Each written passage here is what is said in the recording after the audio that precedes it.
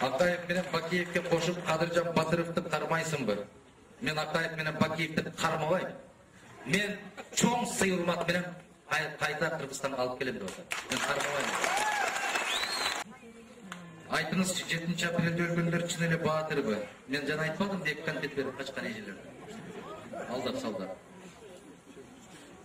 Ошондо шейит кетти дегендерден бирөөсү тирүү Екатеринбургда таксист болуп иштеп атат. Ошол мезгилде алдынан атылдыбы, артынан атылдыбы? Бир Кудайдын өзү билет. 17 көз катарды кармадык деп Бекназаров канча какшады? Бирөөсүн көрсөтө алган жок, себеп кал. Жалга. Ошол жерде каза болсо бир 10-12 киши дейт.